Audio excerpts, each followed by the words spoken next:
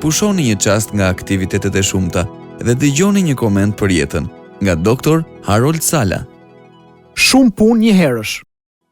Por një gjë po bëj, duke harruar ato që kam lënë pas dhe duke u zgjatur drejt atyre që kam përpara, po ndjek pas synimin, drejt çmimit të thirrjes së lartme të Perëndisë në Krishtin Jezus. Letra drejtuar Filipianëve, kapitulli 3, vargje 13 deri në 14. Midis kohës tani dhe fundit të këtij viti, mbijetesa jonë është sfiduar. Fatmirësisht jo nga uraganet apo tajfunet.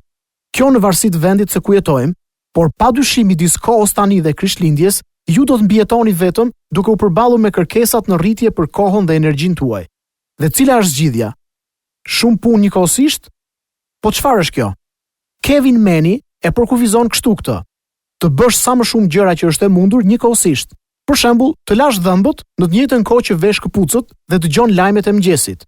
Po, kjo mund të konsiderohet si diçka e tillë.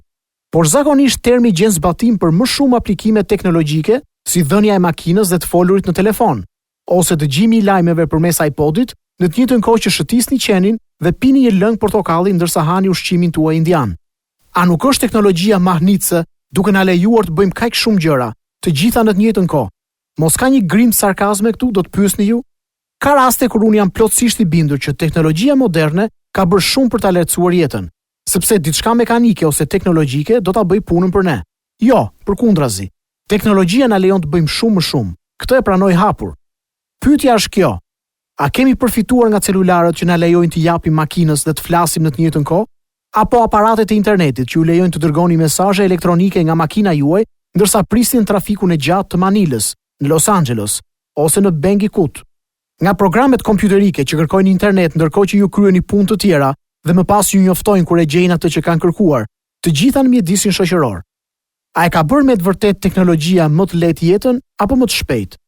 A e ka përmirësuar marrëdhënien time me gruan apo më ka larguar nga familja dhe fëmijët, që të ulem para kompjuterit dhe të përpiqem të zbuloj pse pajisja e internetit nuk punon? Apo mos është operatori që nuk e bën siç duhet punën e tij? Që të mos dukem shumë skeptik për dikë që përpiqet ta bëjë teknologjinë shërbëtorin e vet, dhe duke qenë se ndonjëherë pyet veten se cilit po i shërben, lejoni t'ju them se teknologjia do të vazhdojë të jetë në mesin ton. Por jeni ju ata që duhet mësoni ta stakoni spinën dhe të thoni se kaq mjafton.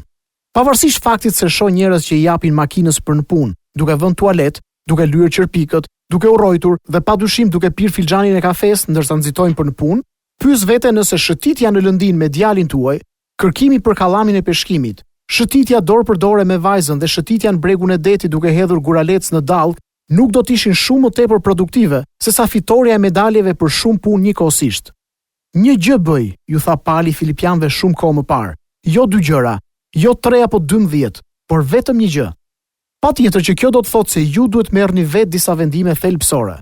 Nëse nuk mund të keni çdo gjë, të bëni çdo gjë dhe të jeni gjithandej njëkohësisht, ju duhet vendosni çfarë ka në të vërtetë midis kohës sot dhe 25 dhjetorit, duke harruar pjesën tjetër.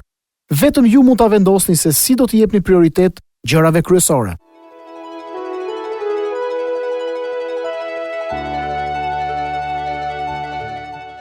Sa po dëgjuat Dr. Harold Sala në këtë koment për jetën. Për më shumë informacion për këtë program, vizitoni radioviz7.net. Do dëshironim shumë të na shkruanit në info@radioviz7.net.